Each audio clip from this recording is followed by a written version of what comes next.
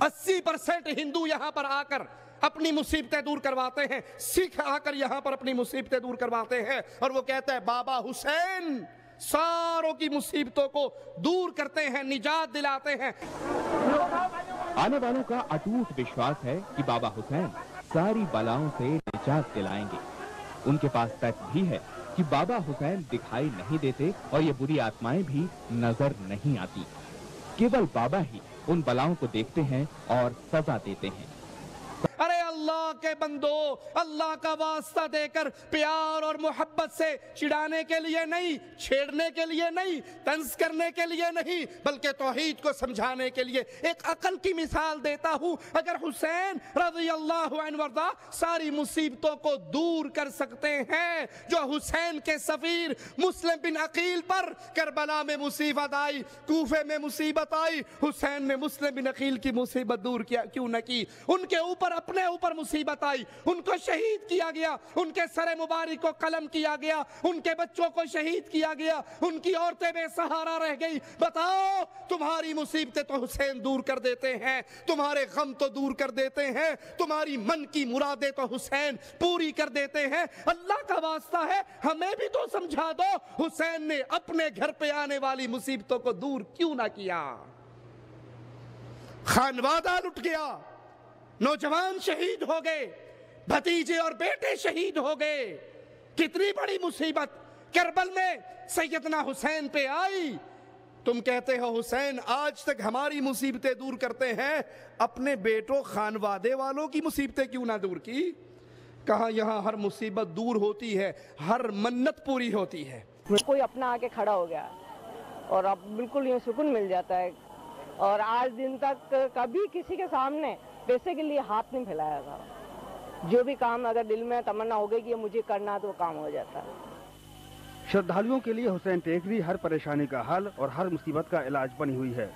لوگ یہاں پر جو چمتکار محسوس کرتے ہیں وہ اپنے جاننے والوں کو بتاتے ہیں اور شردھالیوں کی سنکھیا بڑھتی چلی جاتی ہے۔ آئیے قرآن حکیم سے سوال کرتے ہیں، مالک کے فرمان کو سنتے ہیں، قرآن کی آوازیں پہ کان دھرتے ہیں۔ وَاتَّخَذُوا مِن دُونِهِ آلِهَةً، انہوں نے اللہ کے علاوہ جو الہ پکڑے ہیں، جن کے درگاہوں پر سجدے، جن کی قبروں کا طواف، جن کو پکارا جائے یا حسین یا حسین ادرکنی یا حسین، جو آوازیں لگا رہے ہیں، اللہ کے علاوہ اور الہ پکڑ لیے ہیں اور معبود بنا لیے ہیں۔ ان کی کیفیت کیا ہے؟ لا یخلقون شیئا۔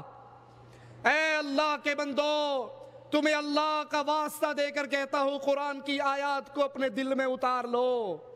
ارے یہ قرآن تو میرا اور تمہارا سانجا ہے، اس قرآن پہ تو لڑائی نہیں ہے، اس قرآن پہ تو اختلاف نہیں ہے، یہ قرآن تو ایک ہے، مصطفیٰ تو ایک ہے۔ آؤ، قرآن حکیم آوازہ دے رہا ہے، لا یخلقون شیئا، جن کو تم مصیبت دور کرنے والا سمجھتے ہو، جن کو تم حاجت روا سمجھتے ہو، انہوں نے کسی چیز کو پیدا نہیں کیا۔ وَهُمْ یخلقون، نہ انہوں نے کسی چیز کو پیدا کیا بلکہ یہ خود پیدا ہوئے۔ ارے حسین بن علی پیدا ہوئے، حسن بن علی پیدا ہوئے، علی بن ابی طالب پیدا ہوئے، محمد بن عبداللہ پیدا ہوئے صلی اللہ علیہ وسلم۔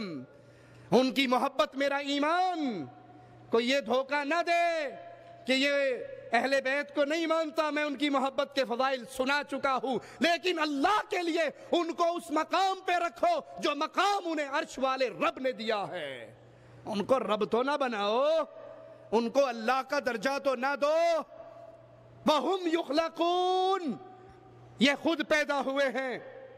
وَلَا يَمْلِكُونَ لِأَنفُسِهِمْ ضَرًّا وَلَا نَفْعًا۔ تم کہتے ہو حسین ٹیکری پہ آکے اس زبیر نے روکا، عبداللہ ابن عباس نے روکا، یہ صحابہ کیوں روک رہے تھے؟ وہ نہیں جانتے تھے کہ حسین مشکل کشا ہے؟ جب قرآن و حدیث کی کوئی دلیل نہیں رہتی تو پھر کہتے جی ہوئے جو وہ ابھی تسی مرنا تے ہے کوئی نہیں۔ یہ دیکھو، یہ کہتے ہیں کہ گولی قبض کشا ہو سکتی ہے، مانتے ہو؟ کہ جی بالکل، دکان پہ جاتے ہیں، میڈیکل سٹور پہ جاتے، گولی دے دو، وہ پوچھتا ہے کون سی؟ کہ جو قبض کشا ہے۔ کہا جب گولی، اتنی چھوٹی سی گولی قبض کشا ہو سکتی ہے، حسین مشکل کشا کیوں نہیں ہو سکتے؟ نیچے بیٹھے ہوئے نعرہ حیدری، لا حول ولا قوت الا باللہ، انا للہ و انا الیہ راجعون۔ قرآن کا وعدہ یہ اپنے جان کے لیے نہ نقصان کے مالک ہے نہ نفع کے مالک ہے۔ وَلَا يَمْلِكُونَ مَوْتًا وَلَا حَيَاةً وَلَا نُشُورًا۔ تم تو کہتے ہو کہ حسین کے گھوڑے نے ذوالجناح نے محمد علی جناح کی دادی کو بیٹا دیا، اور قرآن کہتا ہے نہ یہ موت کے مالک، نہ یہ زندگی کے مالک، نہ یہ دوبارہ اٹھائے جانے کے مالک، ان میں کوئی اختیار نہیں ہے۔ سارے اختیار عرش والے اللہ کے پاس ہے، یہ اللہ کے بندے ہیں۔ قرآن حکیم کے ایک اور مقام پہ غور کرنا، قُلِ ادْعُوا الَّذِينَ زَعَمْتُم مِّن دُونِ اللَّهِ لَا يَمْلِكُونَ مِثْقَالَ ذَرَّةٍ فِي السَّمَاوَاتِ وَلَا فِي الْأَرْضِ۔ تم نے جن کو گمان کر لیا ہے من دون اللہ، اللہ کے علاوہ جن کو مصیبت دور کرنے والا، مشکل کشائی کرنے والا، حاجت روائی کرنے والا، بگڑی بنانے والا، جن کے گھوڑوں کے بارے میں عقیدے ہیں کہ محرم میں اس کے کان میں بات کرو، اگلے محرم سے پہلے گود ہری۔ ایڈا سوکھا ہوندا گود ہری کرنا تے پیچھے کوئی بچدا بغیر اولاد تو؟ یہ جتنے ہسپتال کھلے ہوئے ہیں سارے میڈیکل سٹور ہسپتال بند کر کے ہر ہسپتال میں حسین کا گھوڑا کھڑا کر دو، جنو اولاد نہیں ہوندی اے دے کانچ جا کے دسے۔ لا حول ولا قوت الا باللہ، انا للہ و انا الیہ راجعون۔ مالک فرماتے ہیں تم نے جس کو اللہ کے علاوہ اپنا مشکل کشا و حاجت روا سمجھا، لا یملکون مثقال ذرہ، وہ آسمان اور زمین میں ایک ذرے کے بھی مالک نہیں ہیں۔ وہ اللہ کے لیے رب کے کلام کو سنو۔ اہل حدیث کا یہ بیٹا تم سے کچھ نہیں مانگتا سوائے اس بات کے کہ رب کے کلام کو تو سن لو۔ اگر رب پر ایمان ہے رب کے قرآن کو تو چھاتی سے لگا لو، غلاف میں لپیٹے ہوئے خوشبوئیں لگا کر روشن دان میں اونچی جگہ پہ جو قرآن اپنے گھروں کمروں میں رکھا ہے، رب کا واسطہ ہے، اس کو اتارو، غلاف سے نکالو، اس کو کھولو، اس کے ترجمے پہ غور کرو۔ قرآن آوازیں دے رہا ہے مثقال ذرہ، کائنات میں، زمین میں، آسمان میں ایک ذرے کا بھی کوئی مالک نہیں ہے، ذرے کا مالک بھی عرش والا اللہ ہے۔ وَمَا لَهُمْ فِيهِمَا مِنْ شِرْك، زمین و آسمان کے بنانے میں بھی کوئی اللہ کا شریک، وَمَا لَهُ مِنْهُمْ مِنْ ظَهِيرٍ، اور ان میں سے کوئی بھی اللہ کا مددگار نہیں ہے۔ دربار پہ حسین ٹیکری کے دربار پہ آنے والے پھول چڑھاتے ہیں اور کہتے ہیں ہم پھول چڑھا کر پھول کی طرح ہلکے ہو گئے۔ کیوں؟ کیونکہ ہمارے اوپر جتنی بھاری بھرکم مصیبتیں تھی وہ ساری مصیبتیں پھولوں کی طرح ہلکی ہو گئی۔ مزار پر پھول چڑھانے والے یہاں آ کر پھولے نہیں سماتے، وہ مانتے ہیں کہ ان کی بھاری بھرکم مصیبتیں اب پھولوں کی طرح ہلکی ہو جائیں گی۔ سیدنا حسین کی قبر پہ پھول چڑھا کر مصیبتیں ختم۔ اگر یہ طریقہ اسلام نے دیا ہوتا تو جب سیدہ خدیجہ رضی اللہ تعالی عنہا جو حسین کی کیا لگتی ہیں، نانی، فاطمہ کی ماما، میرے نبی کی پہلی زوجہ، وہ عظیم ہستی، آسمان سے جبرائیل اترتا ہے، خدیجہ کھانا لے کر میرے نبی کے لیے غار میں جا رہی ہیں، ابھی غار میں نہیں پہنچتی، جبرائیل پہلے پہنچ جاتا ہے اور آ کر کہتا ہے یا رسول اللہ صلی اللہ علیہ وسلم، یہ خدیجہ آ رہی ہے، اس خدیجہ کو اس کے رب کا سلام کہہ دینا، اور اس کو کہہ دینا رب نے تیرے لیے جنت میں موتی کا محل بنا دیا ہے۔ جب یہ سیدہ خدیجہ فوت ہوئی تھی، اللہ کا واسطہ دیتا ہوں، نبی نے مصیبت زدوں کو کہا تھا خدیجہ کی قبر پہ پھول چڑھا دو، ساری مصیبتیں ختم، حسین کی نانی ہے، کیا سیدہ خدیجہ کی قبر پہ پھول چڑھے؟ سید الشہداء امیر حمزہ کی قبر پہ پھول چڑھے؟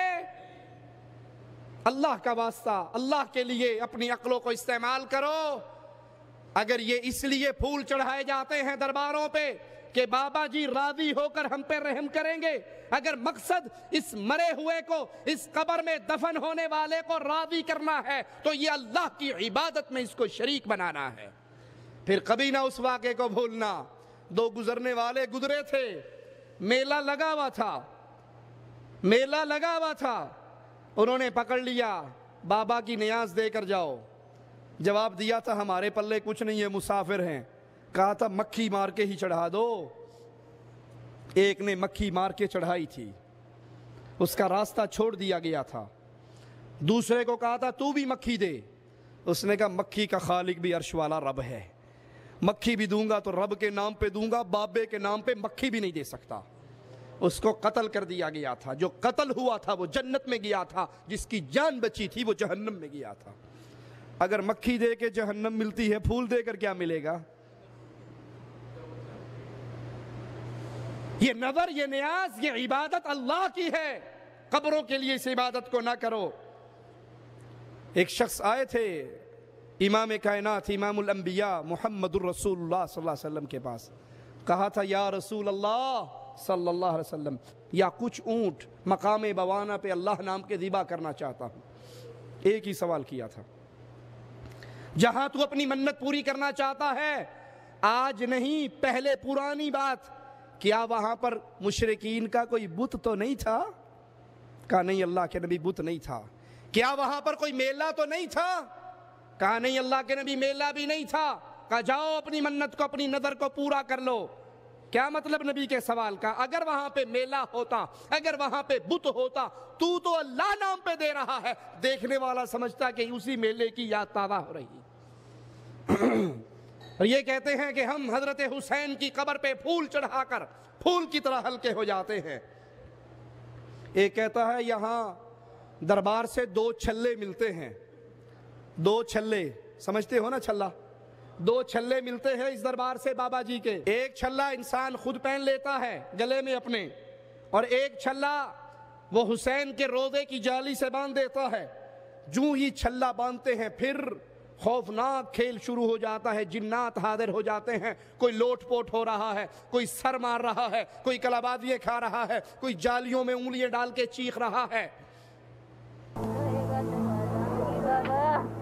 बाबा मेरी हाजिरी आएगी, बाबा बाबा मेरे साथ में कोई टांग अड़ाएगी, बाबा तो मुश्किल कर दूंगी बाबा। इंसान के मुंह से सांप और छिपकली निकलते तो अभी दिखाई नहीं दे रहे हैं। अगर कुछ दिखाई दे रहा है तो वो है लोगों का झूमना। झूमने और सर घुमाने के अलावा ये कुछ और कर भी तो नहीं सकते, क्योंकि इनकी तो इमाम हुसैन की दरगाह पर हाजिरी लगी है। दरअसल ये हाजिरी झूम रहे लोगों की नहीं, बल्कि इनके जिस्म में आबसे भूतों की पड़ी है। गुंडे बदमाश हों या भूत पिशाच, वो आमतौर पर महिलाओं को ही अपना शिकार बनाते हैं। इस हाजिरी की वजह है एक छल्ला।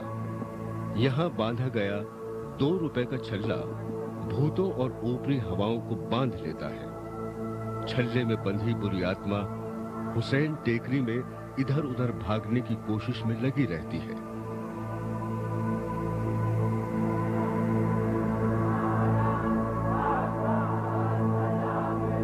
छटपटाती भागती हुई आत्माएं यहां आकर हुसैन टेकरी के चक्रव्यूह में फंस जाती हैं। मजबूत दीवारों का काम करते हैं इमाम हुसैन के भाई बंधु, यानी उनके भाई या अब्बास और माता पिता की दरगाह, जिनके ऊपर हजरत इमाम हुसैन का हाथ होता है। वो तो ऊपरी हवाओं से भी 2 हाथ कर सकते हैं। जो लोग इतनी ताकत नहीं संभाल पाते, वो हुसैन टेकरी की दीवारों को पकड़ लेते हैं, जिससे उन पर आया भूत दीवारों से सर पटक पटक कर मर जाए। आइए एक बार फिर नजर डालते हैं यहां होने वाले इलाज और उसके तरीके पर।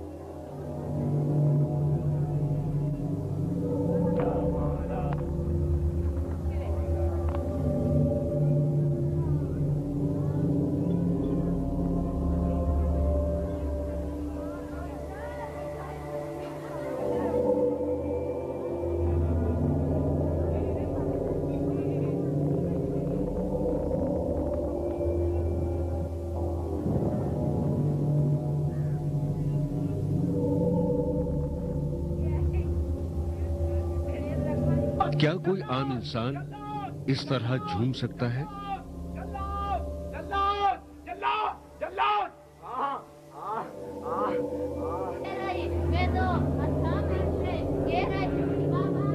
बाबा तू तो दयालु है, बाबा मेरे को छोड़ दे, बाबा मेरे को छोड़ दे, बाबा मेरे को छोड़ दे बाबा। यहाँ धागे के 2 छल्ले दिए जाते हैं। छोटा छल्ला रोजे के पास जाली से बांधा जाता है, बड़ा अपने गले में। फिर शुरू होता है एक खौफनाक खेल। नजारा रूहानी बलाओं का, शैतानी ताकतों का, अजीबो गरीब हरकतों का। धीरे धीरे रूहें अपनी हरकतों के जरिए सामने आने लगती हैं। किसी का मुंह खुला है तो कोई भागे जा रहा है, कोई कराह रहा है तो कोई भैंसे की आवाज निकाल रहा है। मुसीबतें दूर होना शुरू हो जाती हैं, जिन्नात निकलना भागना शुरू कर देते हैं। आओ एक छल्ले का वाकया मैं भी आपको सुनाता हूं। एक सहाबी ने पीतल का छल्ला पहना हुआ था।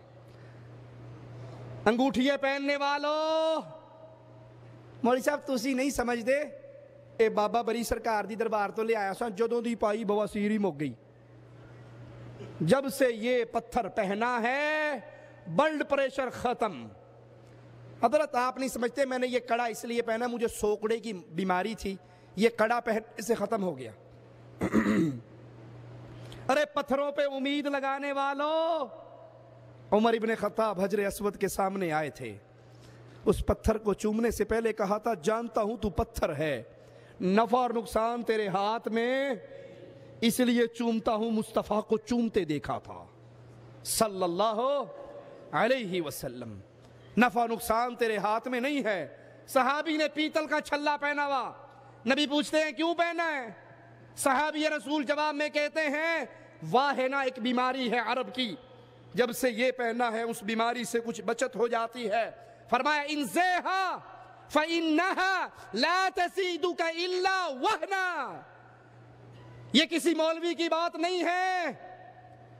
अकीक पहनने वालों, ज़ुमुर्द पहनने वालों, पत्थर पहनने वालों, उन पत्थरों पे उम्मीदें लगाने वालों, गले में तावीज डालने वालों, हाथों में कंगन पहनने वालों, छेड़ नहीं रहा हूं, अल्लाह का डर है, तुम्हें जहन्नम के अज़ाब से डरा रहा हूं। हो सकता है ये शिर्क तुम्हें जहन्नम के कोठड़ी में लेकर चला जाए।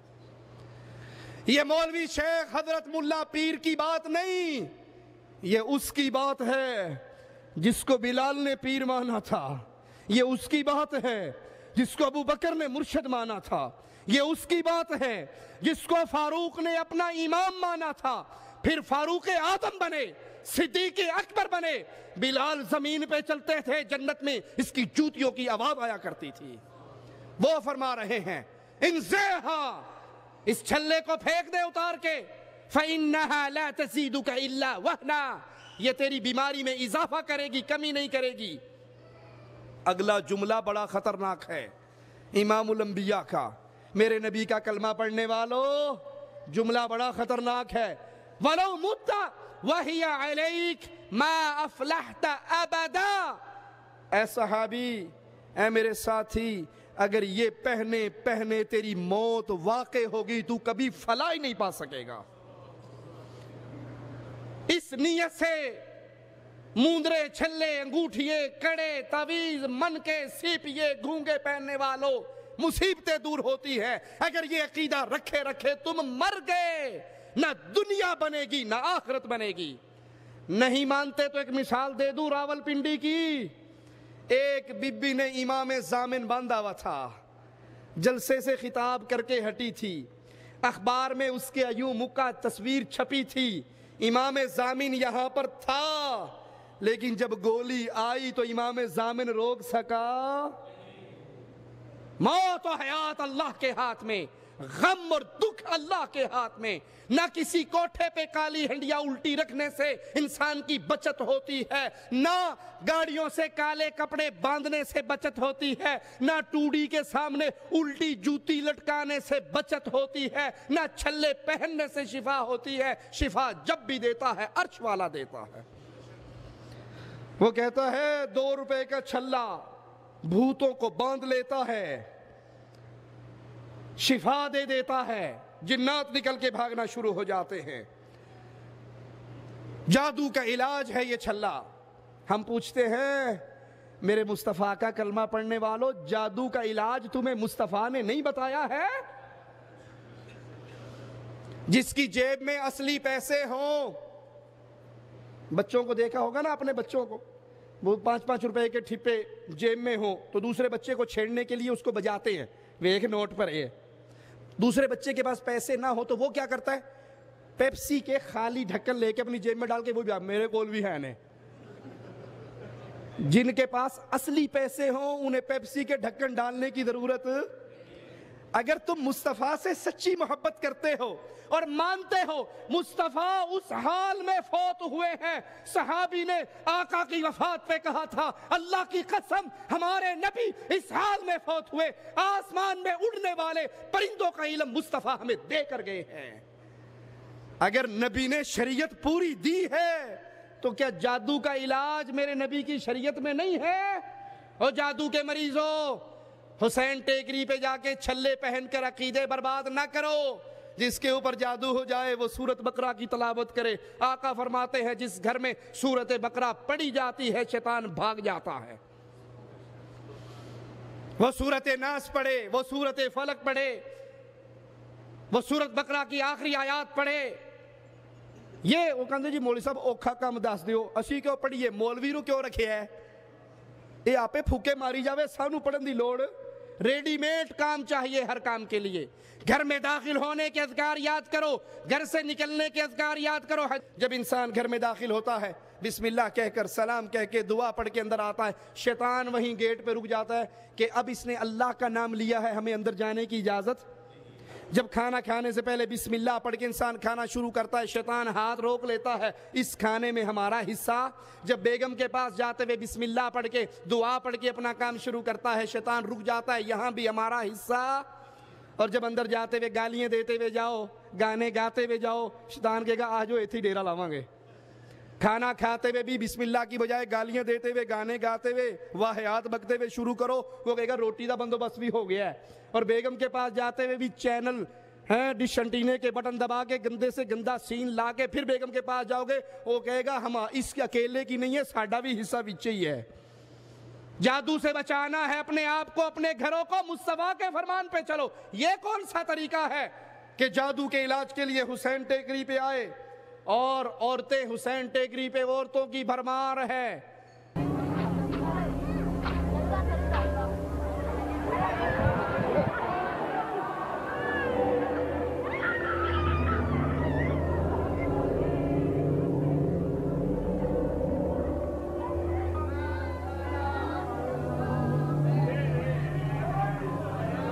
اور عورتیں درباروں کی زینت ہوا کرتی ہیں. جس دربار پہ عورت نہ ہو وہ دربار آباد ہو سکتا.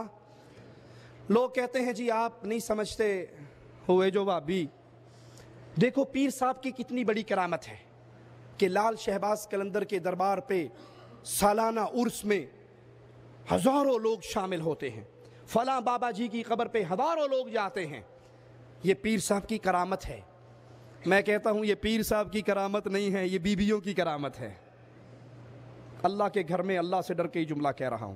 میرا چیلنج ہے, جائیے کسی ایک دربار پہ میرے نسخے کو استعمال کر کے دیکھ لو, وہاں بین لگا دو کوئی عورت نہیں آئے گی, کوئی ملنگ بھی. مادو لال حسین کے دربار پہ ملنگ بیٹھے ہوئے ہیں, بھنگ گھوٹ رہے ہیں. ایک بڈھا ان کا سردار, قبر میں اس کی لاتیں اخیر ہوئی ہوئی, وہ بھی بیٹھا ہوا ہے.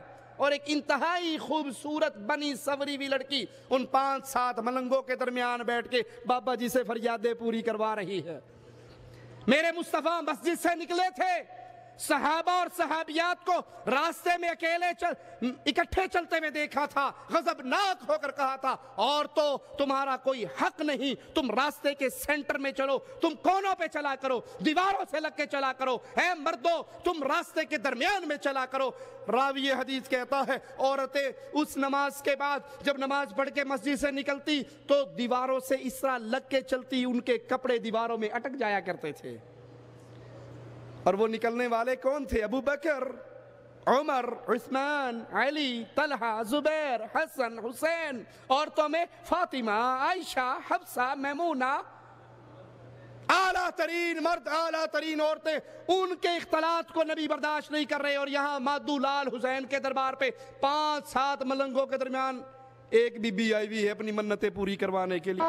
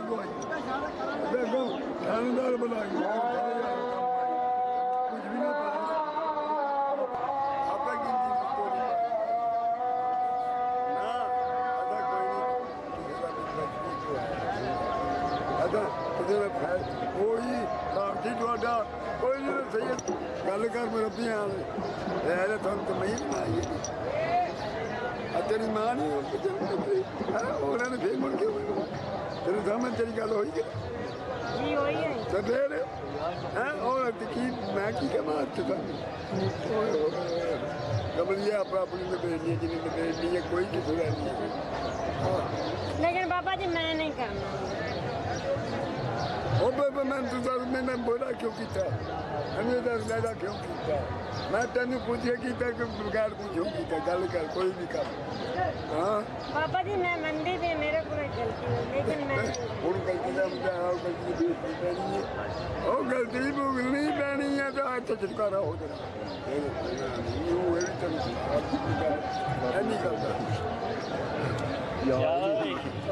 یہ تین گل دیکھی اور کوئی نہیں۔ ہاں ساڈے تھی کر بھی جاؤ جی پھر بھی سہ جانی ہے، پھر بھی سانو پیڑا پی جاتا، کم ٹوٹا کر دیں کسی کا بھی کوئی دنیا کا کم کر دیں سارے میں ایسا سنوں ماں پیو نے میں کر دوں سب نال میری عادت ہے مہمان جوڑے گا شیطان توڑے گا، ہے گل۔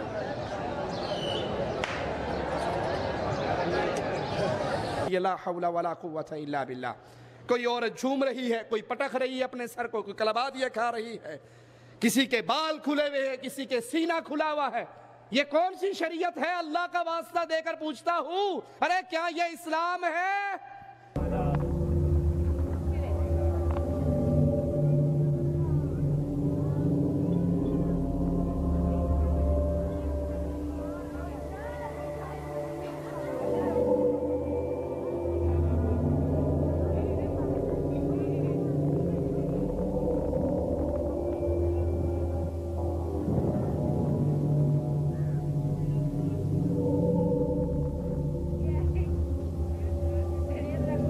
کیا کوئی عام انسان اس طرح جھوم سکتا ہے؟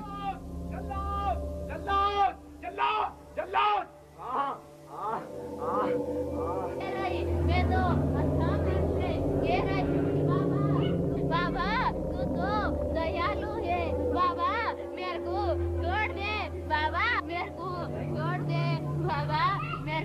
छोड़ दे बाबा, मेरे को छोड़ दे बाबा, मैं तो बहुत घबरा गई बाबा, मेरे को छोड़ दे बाबा। इसी कन्या का बाबा के साथ रोया बाबा, मेरे को छोड़ दे बाबा, मैं जान जाऊंगी बाबा, बाबा बाबा तो नहीं आ सकती बाबा, मेरी हाजिरी आएगी बाबा, बाबा मेरे साथ में कोई टांग अड़ाएगी बाबा, तो बाबा।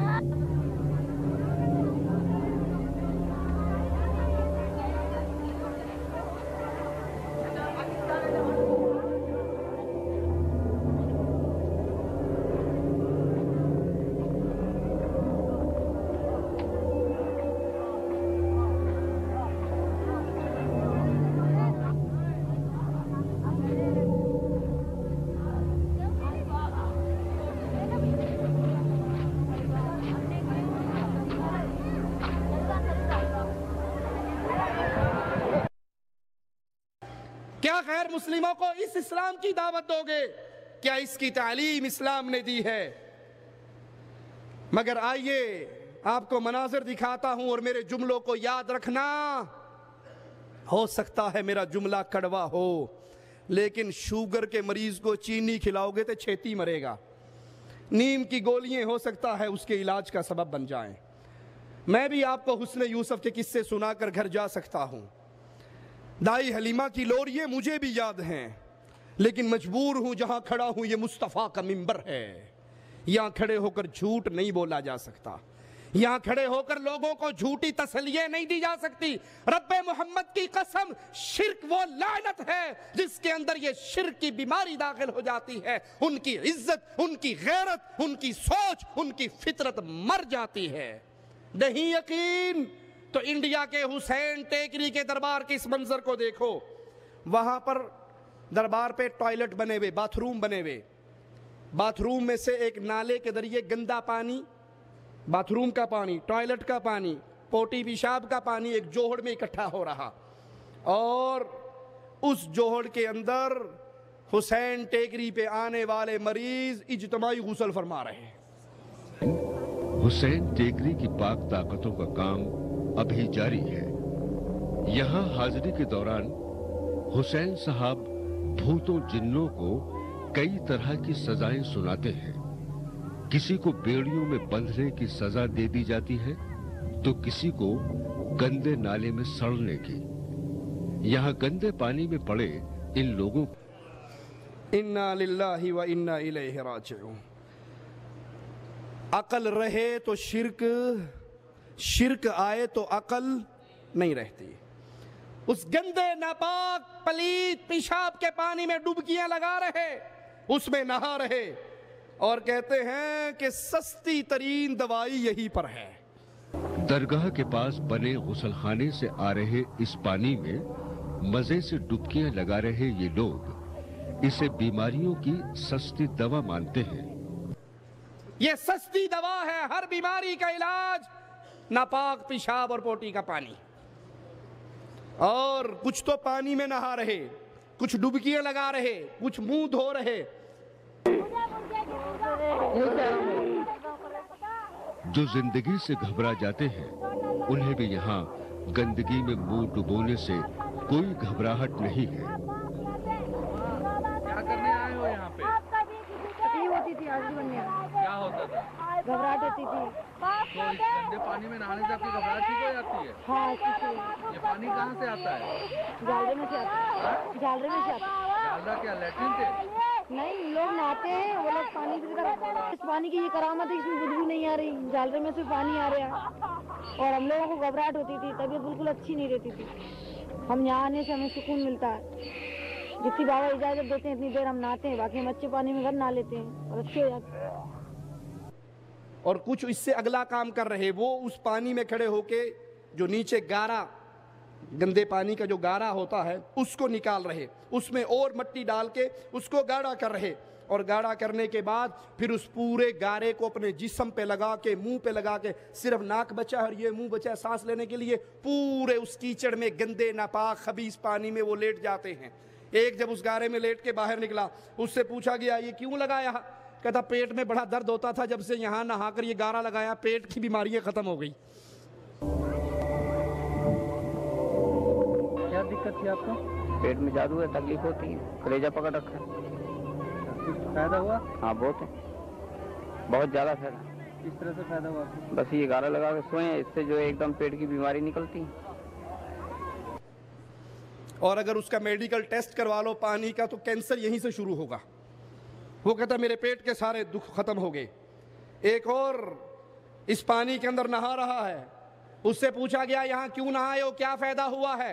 کہا حسین کی کرامت دیکھو، اس گندے پانی میں نہانے سے ساری گھبراہٹ میرے دل پہ جو تھی ختم ہوگی، پرسکون ہو گیا ہوں، ٹھنڈ پہ گئی ہے۔ میرے کو گندے سپنے آتے تھے اور دماغ صحیح نہیں آتے تھے، گھبراہٹ ہوتی تھی، سینے پہ بیٹھ جانا۔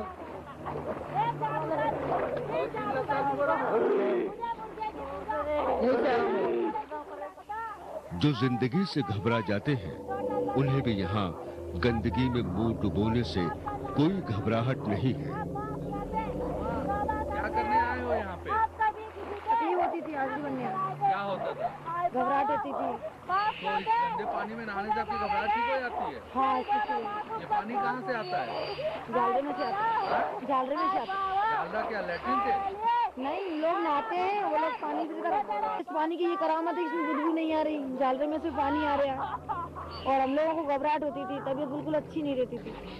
ہم یہاں آنے سے ہمیں سکون ملتا ہے، جتنی بابا اجازت دیتے ہیں اتنی دیر ہم نہاتے ہیں، باقی ہم اچھے پانی میں گھر نہا لیتے ہیں اور اچھے ہو جاتے ہیں۔ انا للہ و انا الیہ راجعون۔ وہ سوال کرتا ہے یہ تو ناپاک پانی ہے، یہ گندا پانی ہے، یہ پلیت پانی ہے، یہ بدبودار پانی ہے۔ انہوں نے کہا معرفت دی آنکھ نال تے دیکھو، آپ معرفت کو جانتے نہیں ہیں، اس پانی کے اندر آ کر دیکھو، اس میں سے بدبو نہیں آ رہی، خوشبو آ رہی ہے۔ جو زندگی سے گھبرا جاتے ہیں انہیں بھی یہاں گندگی میں منہ ڈبونے سے کوئی گھبراہٹ نہیں ہے۔ کیا کرنے آئے ہو یہاں پہ؟ ہوتی تھی آج بننے، کیا ہوتا تھا؟ گھبراہٹ ہوتی تھی۔ تو اس گندے پانی میں نہانے سے آپ کی گھبراہٹ ٹھیک ہو جاتی ہے؟ ہاں، یہ پانی کہاں سے آتا ہے؟ جالرے میں سے آتا ہے، جالرے میں سے آتا ہے۔ جالدہ کیا لیٹرین سے؟ نہیں، لوگ نہاتے ہیں، وہ لوگ پانی کی طرح، اس پانی کی یہ کرامت ہے، اس میں بدبو نہیں آ رہی، جالرے میں سے پانی آ رہا ہے۔ اور ہم لوگوں کو گھبراہٹ ہوتی تھی، طبیعت بالکل اچھی نہیں رہتی تھی۔ ہم یہاں آنے سے ہمیں سکون ملتا ہے، جتنی بابا اجازت دیتے ہیں اتنی دیر ہم نہاتے ہیں، باقی ہم اچھے پانی میں گھر نہا لیتے ہیں اور اچھے ہو جاتے ہیں۔ لا حول ولا قوت الا باللہ۔ جنات کے مریضوں کو پکڑ کے ان کے سر کے بال کاٹے جاتے ہیں، جب عورت کے بال کٹتے ہیں وہ کہتے ہیں اب جن نکل گئے، اور جنات جب نکلتے ہیں وہ حسین کی قسم، علی کی قسم، حسن کی قسم، پانچوں پیروں کی قسم اٹھا کر کہتے ہیں اب دوبارہ نہیں آئیں گے۔ اور اللہ کے نبی کا فرمان ہے جس نے غیر اللہ کی قسم اٹھائی اس نے اللہ کے ساتھ شرک کیا۔ پشاچ کو بھی مٹن اس لیے کھلایا جا رہا ہے کہ اس نے خود یہاں آ کر مٹن مانگا ہے اور اب وہ اسے مزے سے کھا رہا ہے۔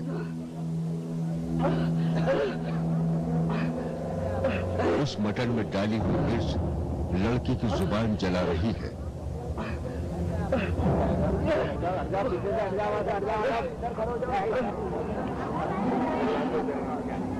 یہاں بھوتوں کو بھی آدیش دیا جاتا ہے جیسے اس لڑکے میں آئے بھوت کو ملا ہے، 3 نیبو اور کیلے گڑوانے کا آدیش۔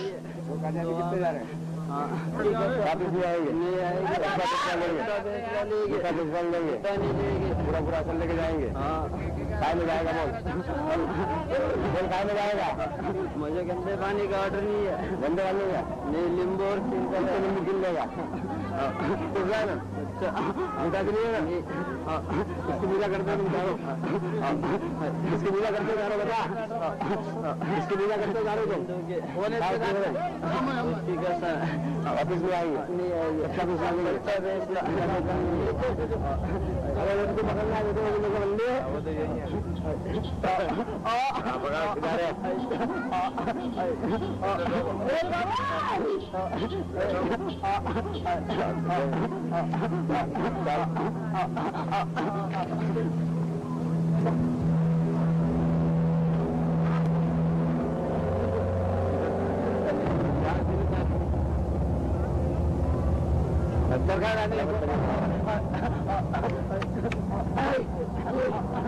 मटन खाकर भूत खुश है। अब वो इस लड़की को छोड़कर जाना चाहता है।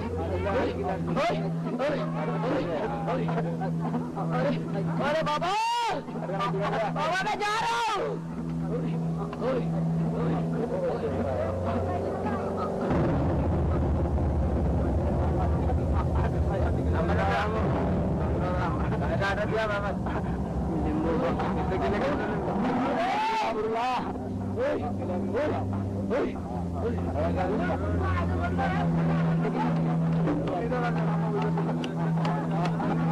ले लिए खाजा, पहले ले तो लिए, हाँ ले लिए, चल पसंद ना लगे, चल जा चल,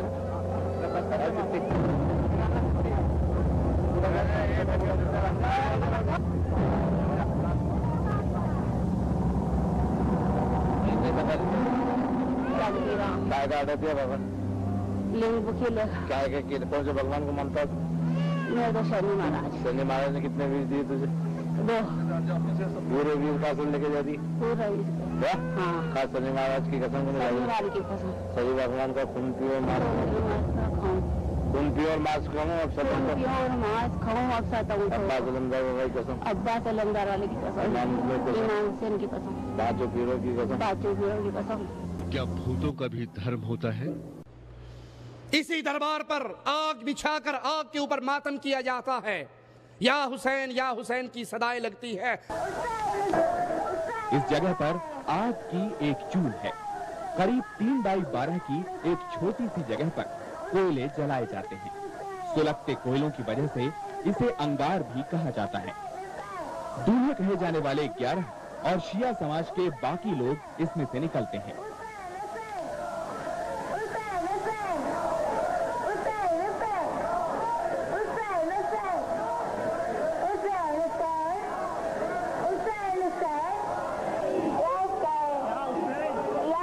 उसके बाद कोयले बुझा दिए जाते हैं।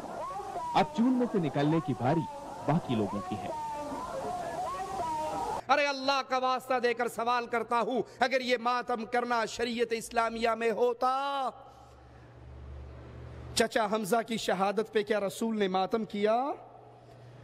नबी की वफात पे सैयदना अली कह रहे हैं, ऐ अल्लाह के नबी, अगर आपने मुझे मना ना किया होता मातम करने से, आपकी वफात पे हम इतना मातम करते कि अपनी आंखों से हम चश्मे बहा देते।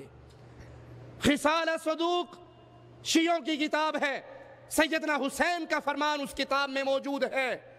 अपनी बहन ज़ैनब से कहते हैं, मेरी बहन ज़ैनब, मैं तुझे अल्लाह की कसम देकर कहता हूं, अगर मैं शहीद कर दिया जाऊं, रुखसार ना पीटना, बाल ना फाड़ना, सीना को भी ना करना, गिरेबान चाक ना करना, मेरी इस मुसीबत पे सब्र करना। शरीयत मातम से रोकती है। अली मातम से रोकते हुए गए, हुसैन मातम से रोकते हुए गए, मुस्तफा मातम से रोकते हुए गए, लेकिन अफसोस आज सैयदना अली का नाम, सैयदना हसन का नाम, सैयदना हुसैन का नाम इन बिदआत को फैलाने के लिए इस्तेमाल किया जाता है। कोई ये ना कहे हमें अहले बैत से प्यार नहीं है, अल्लाह की कसम उनकी मोहब्बत हमारी रूह रूह में उतरी हुई है, लेकिन हम हुसैन को अल्लाह का बंदा मानते हैं, हसन को अल्लाह का बंदा मानते हैं, अली को अल्लाह का बंदा मानते हैं, मुस्तफ़ा अलैहिस्सलातु वस्सलाम को अल्लाह का बंदा मानते हैं। उनको अल्लाह नहीं मानते, उनको मुश्किल कुशा नहीं मानते, हाजत रवा नहीं मानते। क्यों? मुश्किल कुशा वो होता है जिस पे मुश्किल ना आए, हाजत रवा वो होता है जो खुद हाजतों का शिकार ना हो, दुख वो दूर कर सकता है जिसको खुद कोई दुख ना हो। अल्लाह से दुआ है, अल्लाह हमारी ख़ताओं को माफ़ फरमाए, अल्लाह हमारी स्याहकारियों को माफ़ फरमाए, अल्लाह हमें ज़िंदा रखे, ईमान पे रखे, इस्लाम पे रखे, तौहीद पे रखे। तौहीद का ये पैगाम जो हमारे दिलों ने सुना, हमारे कानों ने सुना, हमारे दिलों में उतरा, अल्लाह इस पैगाम को आगे फैलाने की तौफीक अता फरमा। याद रखिए, अल्लाह की कसम, इस दावत को आगे फैलाइए, इस दावत को आम कीजिए, इस दावत को आम कीजिए। अगर आपकी दावत से एक बंदा, कितने? ایک بندہ آپ کی دعوت سے، آپ کی محنت سے، آپ کی کوشش سے اللہ نے اگر ایک بندے کو ہدایت دے دی، جس دن وہ ہدایت کی راہ پہ چلے گا اس دن سے لے کر اس کی موت والے دن تک اس کی ساری نیکیوں کا ثواب اسے بھی ملے گا، آپ کو بھی ملے گا۔ میں اپنے استاد، اپنے شیخ حافظ عبداللہ بہاولپوری رحمۃ اللہ علیہ کے ایک جملے پر اپنی بات ختم کرتا ہوں۔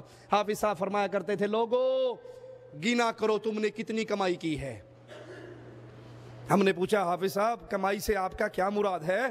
کیا کمائی یہ ہے گنا کرو تمہاری کوششوں سے، تمہاری محنتوں سے، تمہاری جد و جہد سے کتنے لوگ جن کی پیشانییں پہلے قبر پہ جھکتی تھی اب وہ رب کے سامنے جھکتی ہیں، کتنے لوگ توحید کے راستے پہ چلے آپ کی محنت سے، یہ کمائی ہے۔ 1 کروڑ 2 کروڑ، 1 پلاٹ 2 پلاٹ، 1 مکان 2 مکان، یہ آپ کے نہیں وارثوں کے ہیں۔ 1 بندہ ٹھیک ہو گیا، 2 ٹھیک ہو گئے، 4 ٹھیک ہو گئے، یہ آپ کی کمائی ہے۔ اسی لیے مصطفیٰ علیہ السلام نے سیدنا علی سے کہا تھا خیبر کے لیے جب جہاد پہ گئے، کہا علی اگر تیری محنت سے 1 بندہ مسلمان ہو گیا سرخ اونٹوں سے تیرے لیے زیادہ قیمتی ہے۔ اللہ اس دعوت کا غم ہمارے دل میں پیدا فرما دے، اللہ اس دعوت کو۔ ایک بھائی کا سوال ہے، ماں باپ، بہن بھائی یا کوئی بھی رشتہ دار فوت ہو جائے، اس کی روح کو ایصال ثواب کا کیا طریقہ ہے؟ سورۃ فاتحہ، اخلاص یا قرآن پاک کو کہیں سے پڑھ کر بخش سکتے ہیں یا کوئی خاص دعا ہے؟ رسول اللہ صلی اللہ علیہ وسلم کا فرمان ہے جب انسان مر جاتا ہے اس کے اعمال روک دیے جاتے ہیں سوائے 3 عملوں کے۔ اس حدیث میں 3 عملوں کا ذکر ہے، صدقہ جاریہ، علم جو پڑھا کر گیا، اور نیک اولاد جو اس کے لیے دعا کرے۔ تو مرنے والوں کے لیے دعائے خیر، مغفرت کی دعا، ان کے لیے رحمت کی دعا، یہ آپ کی طرف سے ان کے لیے صدقہ ہے۔ یہ جو ہمارے ہاں رواج پا چکا ہے کہ قرآن پاک پڑھا، سورۃ فاتحہ پڑھی، 4 کل پڑھے اور پھر اس کی روح کو ایصال کر دیا، کسی صحیح حدیث سے اس کا ذکر نہیں ملتا، بلکہ آپ ان کے لیے مغفرت کی دعا کریں۔ کیا اللہ کے نبی صلی اللہ علیہ وسلم سر کے بالوں کی لکیر درمیان سے بناتے تھے یا سائیڈ سے؟ رسول اللہ صلی اللہ علیہ وسلم اپنے بال کنگھی کرتے ہوئے درمیان سے مانگ نکالا کرتے تھے یا سارے بالوں کو پیچھے ڈال لیا کرتے تھے؟ سائیڈ سے بال بنانے کی کوئی روایت ہمارے علم میں نہیں۔ مرد اور عورت کی نماز میں کیا فرق ہے؟ معاشرے میں عورت کی نماز، رکوع، سجود، اٹھنے بیٹھنے میں فرق بتایا جاتا ہے، رہنمائی فرمائیں۔ مرد اور عورت کی نماز میں فرق نہیں ہے، مرد اور عورت کی نماز کے لباس میں فرق ہے۔ مرد کا سر ننگا ہو تو نماز ہو جاتی ہے، عورت کا سر ننگا ہو۔ مرد کے لیے افضل نماز کہاں ہے؟ عورت کے لیے افضل نماز کہاں ہے؟ نماز کا فرق نہیں، لباس کا فرق ہے، طریقہ کار نماز کا۔ اللہ کے نبی نے فرمایا صلو کما رأیتمونی اصلی، نماز ویسے پڑھو جیسے میں نے تمہیں پڑھ کر دکھائی۔ یہی حکم ابو بکر کے لیے تھا اور یہی حکم عائشہ کے لیے تھا رضی اللہ عنہما۔ کوئی بندہ یہ ثابت نہیں کر سکتا کہ رسول اللہ صلی اللہ علیہ وسلم نے سیدہ عائشہ سے کہا ہو کہ تم ہاتھ سینے پہ باندھا کرو، اور صدیق اکبر سے کہا ہو تم ہاتھ ناف کے نیچے باندھا کرو، عورتوں سے کہا ہو تم سجدہ کرتے ہوئے بازوؤں کو زمین پہ بچھا لیا کرو، اور چھاتی کو، پیٹ کو زمین پہ بچھا کر قریب کر کے بالکل سکڑ کے سجدہ کیا کرو۔ یہ میڈ ان انڈیا پاکستان مسائل ہیں۔ سعودیہ میں جو کالی مہندی ملتی ہے کیا عورتوں کو لگانا جائز ہے؟ مہندی بھی کالی ہوتی ہے، یہ اپنے آپ کو دھوکہ دینے والی بات ہے۔ کالے رنگ سے اللہ کے نبی نے منع کیا ہے، کالے رنگ سے اللہ کے نبی صلی اللہ علیہ وسلم نے منع کیا، اور ایک روایت میں ہے کہ کالا رنگ لگانے والا جنت کی خوشبو کو بھی نہیں پا سکے گا۔ تو کالا رنگ نہیں لگانا، ٹھیک ہے؟ پنجابی میں یوں کہتے ہیں منہ کالا نہیں کرانا۔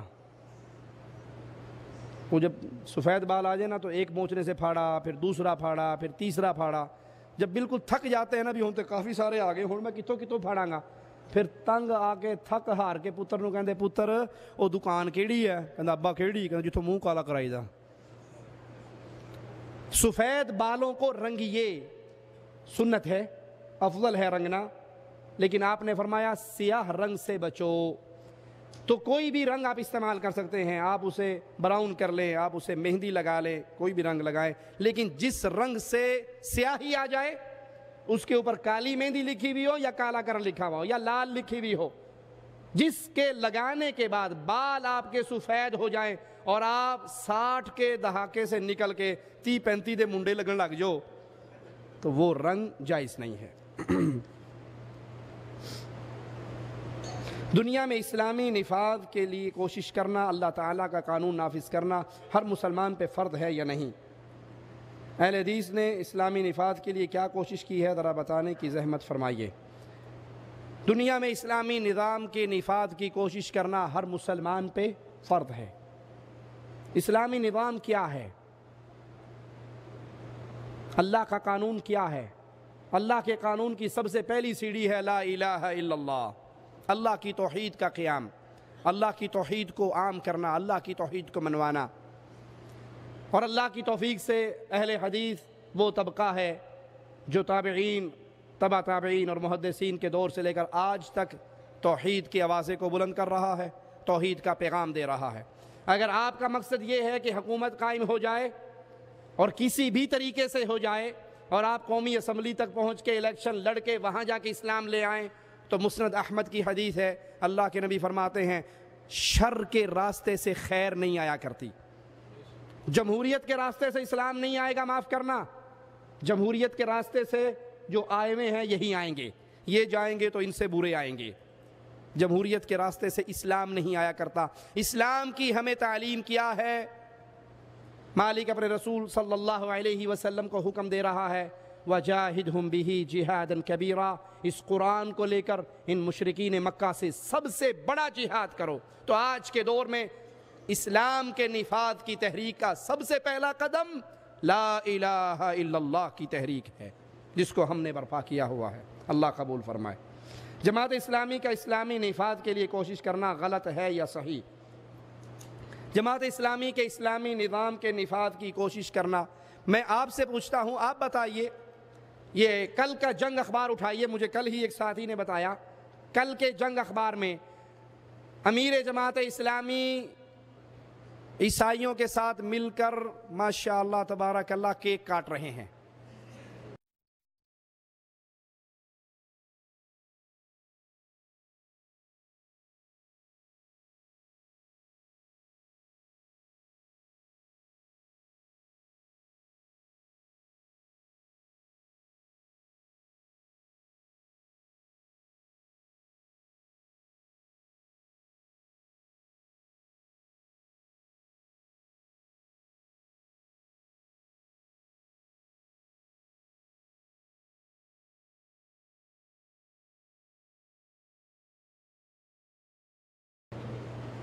یہ اسلامی نظام کی تحریک ہے۔ سید مودودی صاحب کے بارے میں پوچھا ہے، کیا خیال ہے؟ میں آپ ہی سے پوچھتا ہوں، سید مودودی صاحب اپنی کتاب مکتوبات، خطابات جو سید مودودی نے لکھے، اس کے اندر ایک شیعہ عالم کو خط لکھتے ہیں اور کہتے ہیں اتنے عرصے سے جماعت اسلامی وجود میں آئی ہے لیکن آج تک ہم نے شیعہ بھائیوں کے خلاف کوئی کام نہیں کیا، نہ تحریر نہ تقریر۔ آپ شیعہ رہیں، میں سنی رہوں، میں آپ سے یہ ڈیمانڈ نہیں کرتا کہ ابو بکر، عمر، عثمان کی خلافت کو تسلیم کرو۔ آپ مجھ سے یہ ڈیمانڈ نہ کرو کہ میں علی کو ان تینوں سے پہلے مان لوں۔ آپ شیعہ رہتے ہوئے مسلمان، میں سنی رہتے ہوئے مسلمان، آؤ مل کر اسلامی نظام کو نافذ کرتے ہیں۔ جس اسلامی نظام میں شیعہ بھی شامل ہو وہ چوں چوں کا مربع ہے، اسلامی نظام نہیں ہے۔ جو مصطفیٰ علیہ السلام کی زوجہ سیدہ عائشہ رضی اللہ تعالی عنہا، اس کے بارے میں یہ عقیدہ رکھے نعوذ باللہ ثم نعوذ باللہ، صرف مسئلہ سمجھانے کے لیے اس کفر کو نقل کر رہا ہوں کہ سیدہ عائشہ نعوذ باللہ ثم نعوذ باللہ مرنے کے بعد جہنم میں جا چکی ہے اور جہنم کے اندر اپنے قدموں کے بل الٹی لٹکی ہوئی ہے۔ ایسے عقیدے والے پر اللہ کی کروڑہ لعنت برسے، اور جو ایسے عقیدے والوں کو اپنے ساتھ ملا کر اسلامی نفاذ کی کوشش کر رہے ہیں، ان کے پاس سوائے اسلام کے باقی ساری کچھ ہی ہے۔ قرآن پاک کی تفسیر تفہیم القرآن میں کیا کوئی غلطی ہے؟ اس پر ہماری ڈیٹیل سے 2 سیریز ہیں، جماعت اسلامی کا تعارف اور اقامت دین اور جماعت اسلامی، وہ آپ بھائیوں سے لے کر سن سکتے ہیں۔ تفہیم القرآن کے اندر غلطیوں کا انبار ہے، احادیث کا انکار ہے۔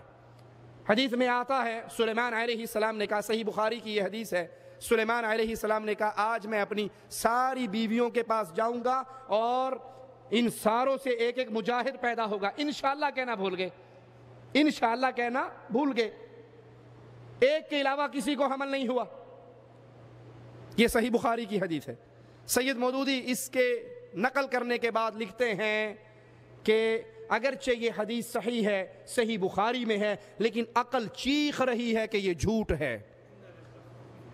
تو اس کے اندر ایک غلطی نہیں، غلطیوں کے انبار ہیں۔ اللہ کی صفت کے انکار کرتے ہیں، الرحمن علی العرش استوى، اللہ کے عرش پر بلند ہونے کا انکار کرتے ہیں، سارے دلائل نقل کرنے کے بعد کہتے ہیں اس کا یہ مطلب نہیں ہے کہ اللہ اپنے عرش پہ ہے۔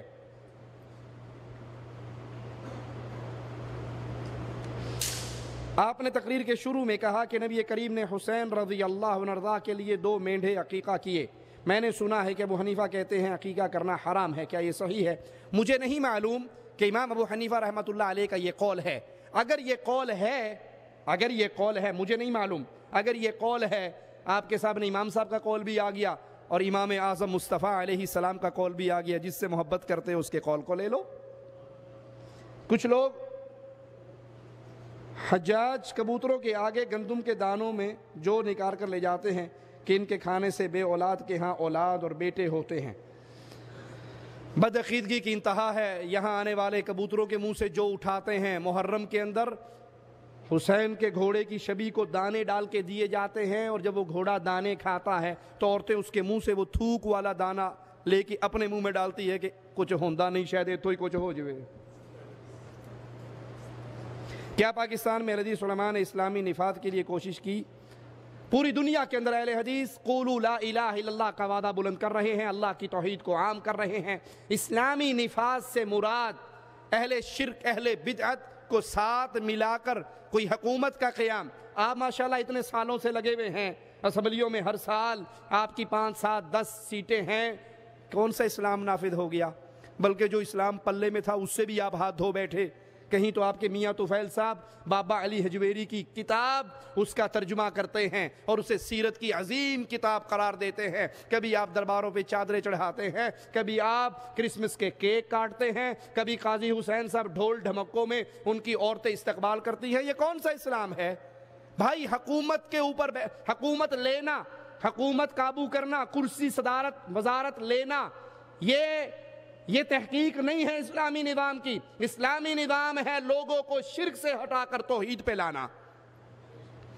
حکومت ملنا اللہ کی طرف سے انعام ہے، حکومت ملنا اللہ کی طرف سے انعام ہے۔ اللہ ہماری زندگی میں دے، اگلی نسل میں دے، کبھی بھی نہ دے۔ اگر ہم منہج مصطفیٰ پر قائم رہے، منہج مصطفیٰ پر قائم رہے تو ہم کامیاب ہیں۔ اگر آپ کا کامیابی کا انداز یہ ہے کہ حکومت ملے گی تو کامیاب، نہیں ملی تو ناکام، تو میں سوال کرتا ہوں، اللہ کے نبی فرماتے ہیں کہ کچھ انبیاء ایسے اٹھائے جائیں گے جن کے ساتھ چند لوگ مسلمان ہوئے ہوں گے، کسی کے ساتھ 2 مسلمان ہوئے ہوں گے، اور کچھ نبی ایسے بھی ہوں گے جن کے ساتھ کوئی بھی مسلمان نہیں ہوا۔ تو آپ کے اس فکر کی روشنی میں کہ حکومت ملی تو کامیاب، حکومت نہ ملی تو نظام اسلامی نفاذ نہیں ہوا، تو جو نبی 900 سال تبلیغ کرتے رہے، کوئی بندہ مسلمان نہیں ہوا یا چند بندے مسلمان ہوئے، آپ ان کو کامیاب کہیں گے یا ناکام؟ کامیاب تو نہیں ہوئے، حکومت تو نہیں ملی۔ یہ چوں کا مربع ہے کہ ہم نے حکومت لینی ہے، وہ جمہوریت کے ذریعے ملے، وہ کسی ذریعے ملے۔ اسلام توحید کی دعوت کو پھیلانے کا پیغام دیتا ہے۔ نہیں یا تو آئیے، مصطفیٰ کو کفار مکہ نے یہی آپشن دی تھی نا کہ آپ عرب کے سردار بن جائیں، سردار بننے کے بعد سارے عرب سرداروں کی بات مانتے ہیں تو آپ ساروں کو مسلمان کر لیتے۔ کیوں لا الہ الا اللہ کے پیغام پہ 13 سال محنت کرتے رہے؟ تو اسلام کا نفاذ لا الہ الا اللہ کے نفاذ سے ہے۔ جب تک آپ درباروں کو سجاتے رہیں گے، آباد کرتے رہیں گے، عرس لگتے رہیں گے، سجدے ہوتے رہیں گے، آپ نے تو اسلام کی جڑوں کو کاٹ دیا۔ اسلام کہاں سے آئے گا؟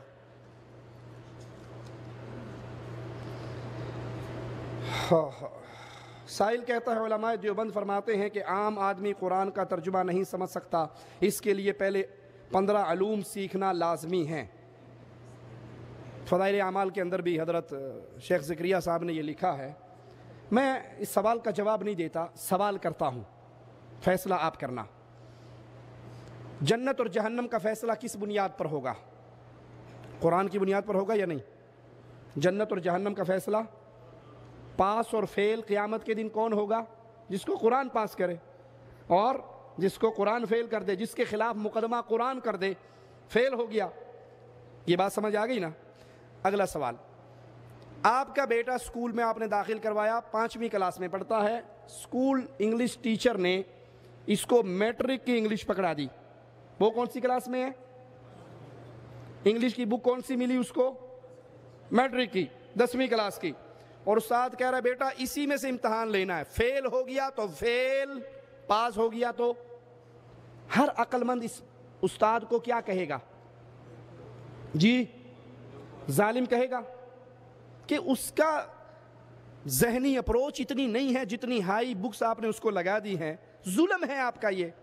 اللہ اس کتاب کو اتارنے کے بعد اس میں سے امتحان لے کے پاس اور فیل کرے گا، اور جو اللہ نے کتاب اتاری ہے وہ اتنی اوکھی کتاب ہے کہ 15 علوم سیکھنے بغیر وہ پلے نہیں پڑتی، اور اسی کتاب کی بنیاد پہ جنت اور جہنم کے فیصلے ہونے ہیں، تو نعوذ باللہ ثم نعوذ باللہ یہ ظلم نہیں ہے؟ ہم قیامت والے دن کہہ نہیں سکیں گے اللہ یہ جو کتاب آئی تھی اس کو تو صرف مولوی سمجھ سکتا تھا، ہمارے تو پلے پڑتی نہیں تھی، اب ہمیں جہنم کیوں بھیج رہا ہے؟ ہمیں تو کتاب آتی نہیں تھی، مشکل ترین کتاب تھی، 15 علوم سیکھے بغیر نہیں آتی تھی۔ یہ مولویوں کا جھوٹ ہے، قرآن کو اللہ نے آسان کر دیا، فہل من مدکر۔